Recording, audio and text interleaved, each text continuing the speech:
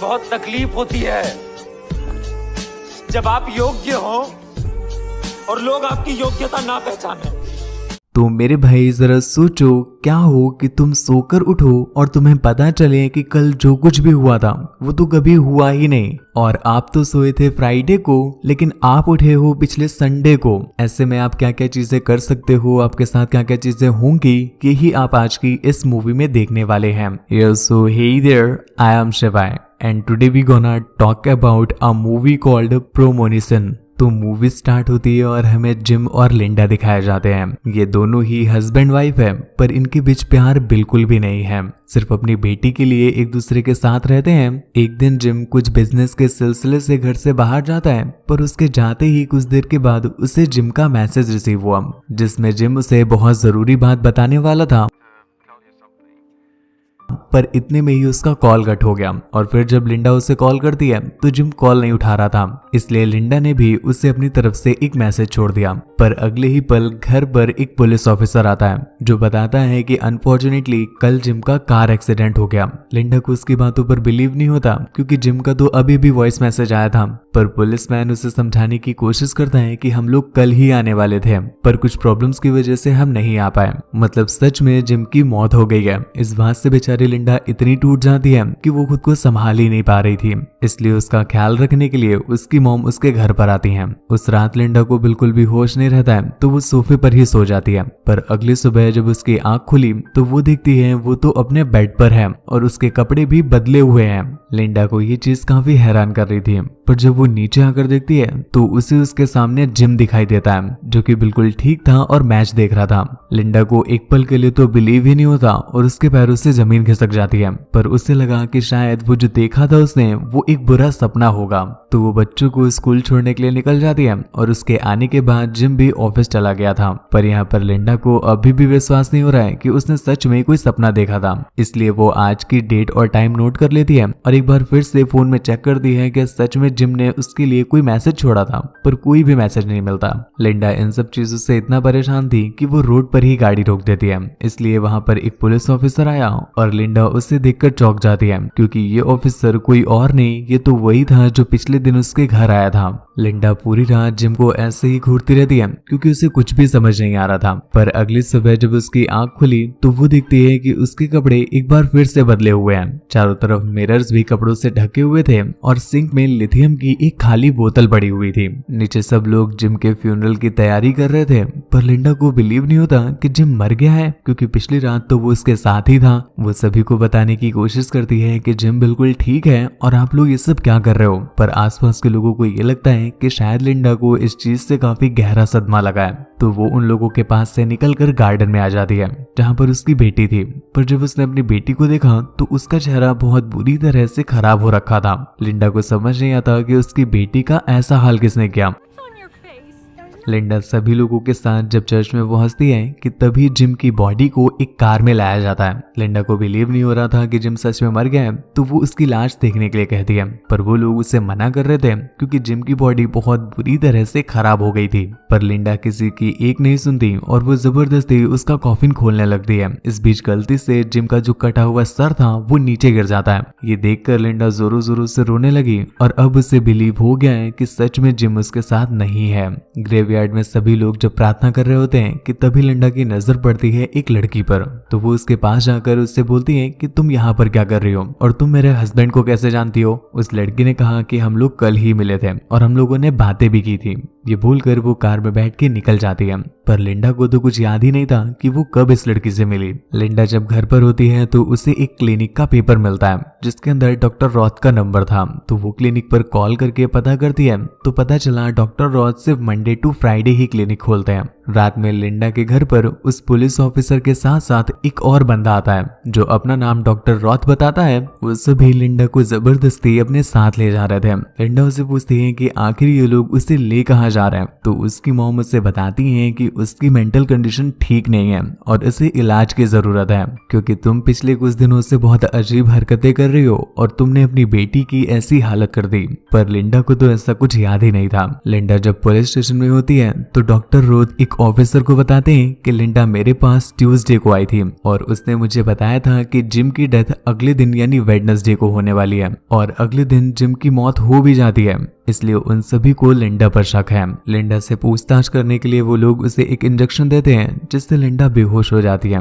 पर जब लिंडा की आंख खुली तो वो एक बार फिर से अपने बेड में थी और उसके कपड़े बदले हुए थे। इस बार जिम जिंदा है और वो बाथरूम में नहा रहा होता है। पर लिंडा को इस बार जरा भी हैरानी नहीं होती, क्योंकि उसे ये लग रहा था कि डॉक्टर ने जो उसे लिथियम का इंजेक्शन दिया था इसी वजह से शायद वो हेलुसिनेट करने लगी थी। पर ये रियलिटी है कि जिम जिंदा है। अपनी बेटी को स्कूल में छोड़कर लिंडा डॉक्टर रोथ के क्लिनिक जाती है। वो उनसे बात करने की कोशिश करती है पर डॉक्टर रोथ तो उसे पहचानते ही नहीं थे। लिंडा उन्हें बताती है कि वो इन दिनों काफी परेशान चल रही है, उसके साथ बहुत सारी चीजें ऐसी हो रही हैं जो कहीं से भी नॉर्मल नहीं है और मुझे ऐसा लगता है कि जो लिथियम आपने मुझे दिया था ये सब कुछ उसी वजह से हो रहा है। पर डॉक्टर रुथ उससे कहते हैं कि मैं तो तुम्हें जानता ही नहीं हूँ तो लिथियम कहाँ से दूंगा। मुझे ऐसा लगता है कि तुम्हारे साथ कुछ मेंटल प्रॉब्लम है और तुम सब कुछ हेलुसिनेट कर रही हो। पर हाँ, अगर तुम लिथियम खा रही हो तो उसे खाती रहो, इससे तुम ठीक हो जाओगी। यहाँ से निकलकर लिंडा सीधा जिम के पास पहुंचती है और उससे अपनी सिचुएशन शेयर करती है। पर इतने में ही एक लड़की वहां पर आई और वो बताती है कि वो जिम की असिस्टेंट है।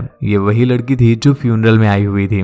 पर उन दोनों का बिहेवियर देखकर लिंडा को जिम पर शक होने लगता है और घर आकर वो लिथियम की सारी गोलियों को सिंक में फेंक देती है। पर तभी अचानक से जोरों की बारिश स्टार्ट हो गई तो वो अपनी बेटी को घर के अंदर लेने के लिए जाती है। पर वो इतना जोरों से दौड़ रही थी कि उसे अपने सामने लगी हुई कांच दिखाई ही नहीं देती और पूरी की पूरी कांच उसके चेहरे पर ही टूट जाती है। ये देखकर लिंडा को समझ में आता है कि आखिर उसकी बेटी की ऐसी हालत हुई कैसे थी। और उसी रात जिम जब घर पर आया तो वो लिंडा पर काफी गुस्सा करता है, क्योंकि जिम को ऐसा लग रहा था कि शायद उसकी मेंटल कंडीशन ठीक नहीं है। इसी वजह से वो ऑफिस में भी बहकी बहकी बातें कर रही थी और घर आकर के भी उसने अपनी ही बेटी को हार्म पहुंचा दिया। लिंडा उससे कहती है कि उसके साथ कोई भी मेंटल प्रॉब्लम नहीं है, वो बिल्कुल ठीक है और ये सब उसकी लापरवाही की वजह से नहीं हुआ है। तभी लिंडा को अपनी पॉकेट में डॉक्टर रुथ के क्लिनिक का एड्रेस मिलता है, जिसे वो फोल्ड करके डस्टबिन में फेंक देती है। और अब लिंडा को क्लिक होता है कि क्यों उसे डॉक्टर रुथ का नंबर डस्टबिन में मिला था। तभी वो एक चार्ट लेकर उसमें दिन नोट करने लगती है। तभी उसने नोटिस किया कि आज ट्यूसडे है और आज के दिन ही वो डॉक्टर रुथ से मिली थी और अगले दिन वेडनेसडे है, जिसके अगले दिन यानी थर्सडे को वो पुलिस ऑफिसर घर आकर के जिम के मरने की न्यूज देगा। मतलब जिम एक दिन पहले मरा है यानी वेडनेसडे को, मतलब आज से अगला दिन यानी कल जिम की मौत है। लिंडा को अब सारी कहानी समझ में आ गई है। एक्चुअल में लिंडा के साथ कोई मेंटल प्रॉब्लम नहीं है, बल्कि उसे बस फ्यूचर पहले ही दिख जा रहा है। आज ट्यूसडे है यानी अगले दिन जिम को बिजनेस ट्रिप के लिए जाना है, तो वो जिम को जाने के लिए मना करती है। पर जिम उसकी कुछ भी नहीं सुनता, इसलिए लिंडा उससे रिक्वेस्ट करती है कि चलो ठीक है, पर अपने जाने से पहले मुझे एक बार उठा देना। ये बोलकर लिंडा सो जाती है। पर अगले दिन जब उसकी आंख खुली तो आज वेडनेसडे नहीं, आज फ्राइडे था, यानी वही दिन जिस दिन लिंडा सोफे पर सोई थी। लिंडा जिम की सेक्रेटरी से मिलने के लिए जाती है और अब उसे पता है कि उस सेक्रेटरी ने क्यों कहा था कि हम लोग पहले बात कर चुके हैं। उसकी सेक्रेटरी उससे बताती है कि उसका और जिम के बीच बहुत कुछ चल रहा था और इस वजह से उसे बहुत दुख हो रहा है और अब तो उसका भी मरने का मन कर रहा है। ये बात सुनकर लिंडा को काफी बुरा तो लगता है, पर वो कुछ कहती नहीं और यहाँ से निकलकर सीधा अपने इंश्योरेंस एजेंट के पास गई। उसका इंश्योरेंस एजेंट उसे बताता है कि जिम ने कुछ समय पहले ही अपने इंश्योरेंस को 3 गुना करवा लिया था, क्योंकि वो अपनी फैमिली और अपने बच्चों से बहुत प्यार करता था। ये जानकर लिंडा को रियलाइज होता है कि जिम उससे और उसकी फैमिली से कितना प्यार करता था और लिंडा आज तक बस उसे गलत ही समझती आई है। घर पर उसकी मॉम उससे बताती है कि कल जिम का फ्यूनरल है, तो लिंडा ने कहा कि हाँ मुझे पता है, इसलिए मैंने सारा अरेंजमेंट करवा लिया है। पर लिंडा जब सोकर उठी तो अगले दिन सैटरडे नहीं बल्कि पिछला संडे होता है, यानी लिंडा अब काफी दिनों पहले आ चुकी थी।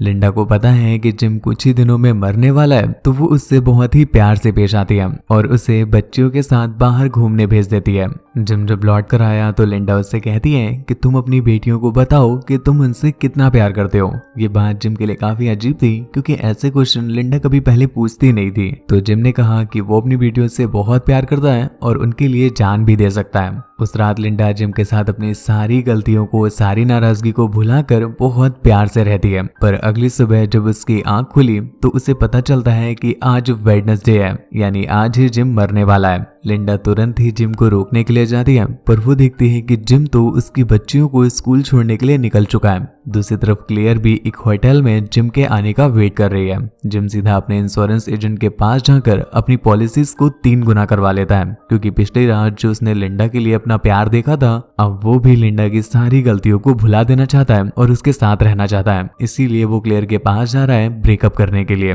फिर रास्ते में वो लिंडा से माफी मांगने के लिए घर पर कॉल करता है, पर लिंडा तो खुद उसे ढूंढने के लिए निकली हुई थी, तो वो कॉल पिक नहीं करती। इसलिए जिम उसे अपने प्यार का इजहार करने के लिए बोलता है कि उसे एक जरूरी बात बतानी है। पर इतने में ही उसकी कॉल इंटरप्ट हो गई क्योंकि दूसरी तरफ से लिंडा ने उसे कॉल कर दिया था। लिंडा उसे बताती है कि मुझे पता है तुम्हें क्या कहना है, मैं भी तुमसे बहुत प्यार करती हूँ और हम लोग अपनी सारी गलतियों को, सारी नाराजगी को भुला देते हैं। ये बात सुनकर जिम बहुत खुश होता है और तभी लिंडा उससे कहती है कि वो उसके पीछे ही है। जिम ने देखा कि लिंडा उसके पीछे है तो वो अपनी कार को साइड में लगा देता है, पर उसने अपनी कार को वहीं लगा दिया था जहां पर उसका एक्सीडेंट होने वाला था। इसलिए लिंडा उसे कार को आगे शिफ्ट करने के लिए बोलती है और इतने में ही एक तेज रफ्तार कार से जिम का एक्सीडेंट होते होते रह गया। लिंडा खुश हो पाती इससे पहले ही उसने नोटिस किया कि एक बहुत तेज रफ्तार का ट्रक सीधा जिम की तरफ आ रहा है। जिम उस कार से निकलने की कोशिश करता है, पर वो उसमें लॉक हो चुका था और बाहर नहीं निकल पा रहा था। तभी वो ट्रक सीधा उस कार को घसीटता हुआ अपने साथ ले जाता है और देखते ही देखते दोनों ही गाड़ियां ब्लास्ट हो गई और जिम बेचारा उसमें मारा जाता है, ठीक उसी तरीके से जिस तरीके से उसकी मौत हुई थी।